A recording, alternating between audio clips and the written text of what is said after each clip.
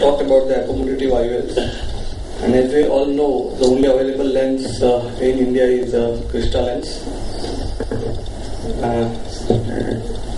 We should not underestimate the importance of the intermediate visions, because nowadays almost everybody is using handheld electronic device at intermediate distance like cell phones or iPads.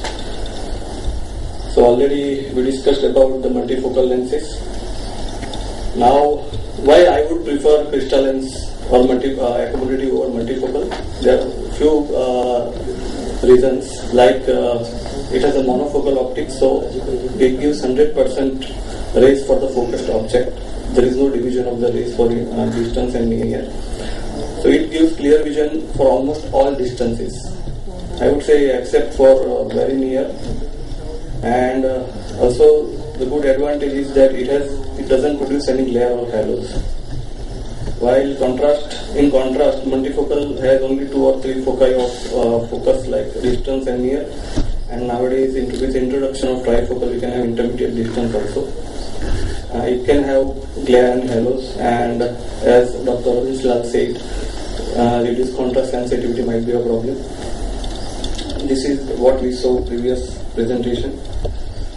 Now, it is said that it has 2 mechanism of action of the optic movement. The primary mechanism is that when the person focus is for the near, so there is a crowding of there is a increase in the volume of the ciliary body, which will create increase in the pressure in the vitreous, and then that increased pressure will shift the lens anteriorly, thereby giving the vision for the near.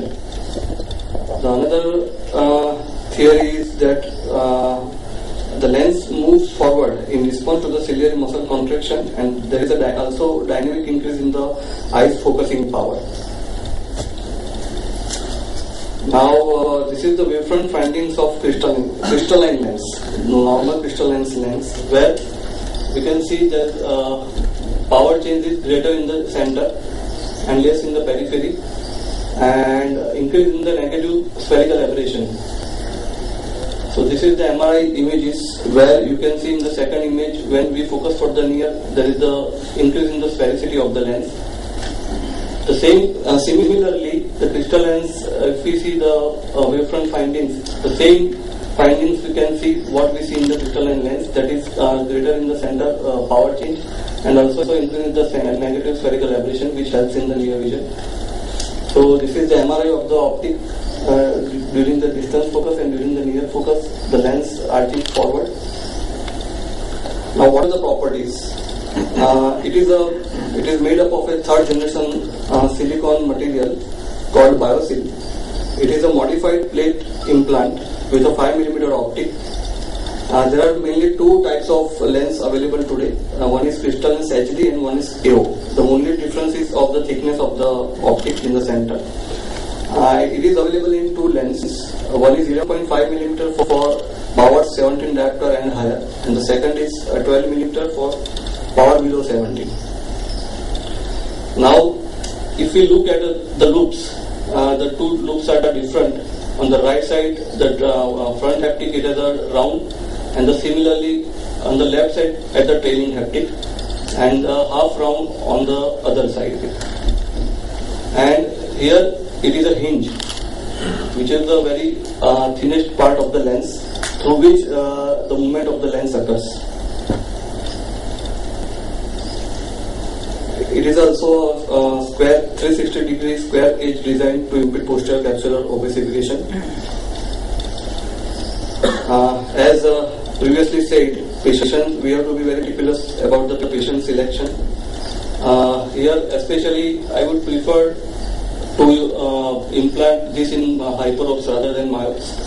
Corneal astigmatism should be less than 0.75. And if it is more than 0.75 or 1, and even if you want to do accommodative, then one can plan regarding about the bioptics. Post-corneal refractive surgery, nowadays we are getting a lot of patients who previously have had refractive surgery and then coming for the cataract. And for those patients who want spectacle-free vision, then I would also prefer crystalline over the other lenses. In the pre-operative readings, preferably with the manual keratometer or the optical biometry like IR master, thorough slit lamp examination and fundus examination to rule out any other pathology.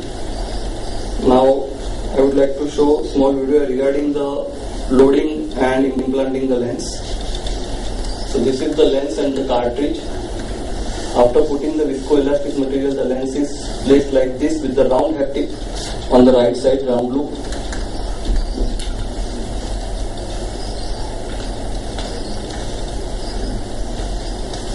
Here the incision size is approximately 3 to 3.2 millimeter. So that is one limitation of lens, that we have to analyze the incision more than 3 millimeter. The insertion is quite little bit difficult in the beginning, especially for the trailing haptic, because it is so flexible at the hinge that it is difficult to insert the second trailing haptic behind the capsule. Sometimes it may happen that while you are inserting this, the other will come out.